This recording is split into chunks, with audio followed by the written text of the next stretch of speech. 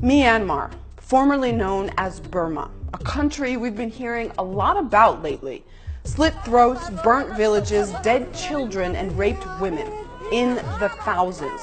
But some Burmese officials are claiming this is fake news, saying Rohingya Muslims set their own homes ablaze to hijack the world's attention. Over 200 villages were burned to the ground, tens of thousands of homes, all to attract international attention? Sorry, but the evidence says otherwise. This is a scorched earth, burn it and shoot it army. And, they have once again committed ethnic cleansing, in this time against the Rakhine. 400,000 Rohingya have fled, over 200,000 of whom are children. Refugees say the army is planting mines along the border with Bangladesh, and soldiers are shooting at them as they try to flee. The UN is calling it a textbook example of ethnic cleansing. But Myanmar's de facto leader, a human rights hero, doesn't think so. It is very little known that the great majority of Muslims in the Rakhine state have not joined the exodus.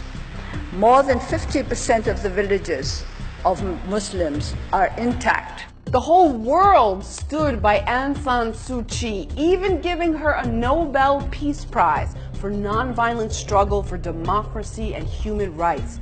The media sowed all this hope the once regal prisoner of conscience would become a human rights icon. Global symbol of peaceful resistance to oppression. And she is still viewed as a symbol of democracy. Aung San Suu Kyi, non-violent warrior. That icon of democracy. Nope. She let us know from the start.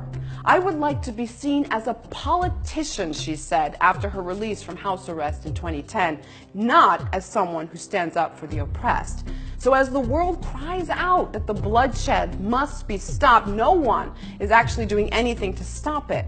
What are they doing instead?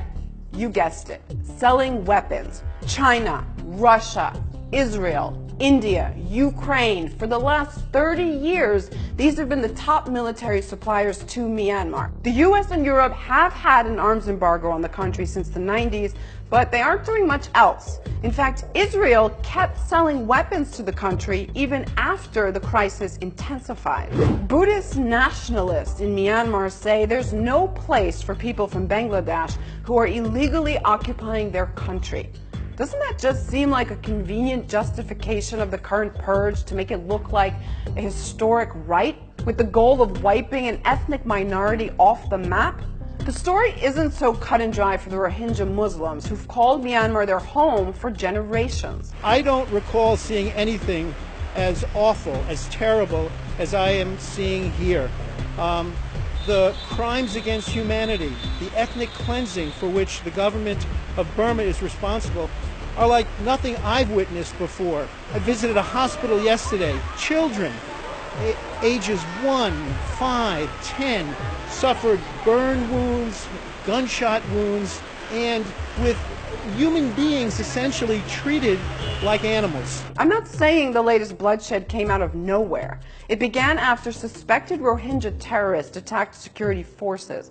And Myanmar's military has a right to fight insurgents, but not civilians. If everyone fighting terror used that as an excuse to wipe out an entire people, not very many of us would be left. Now, the obvious question here is how many people have to die before this is stopped? And the less obvious one, is the world not actually doing anything because it's Myanmar? Far away, not a major player or strategic position. It's not Syria, not the Balkans, not the Korean Peninsula. It's Myanmar. Think about it.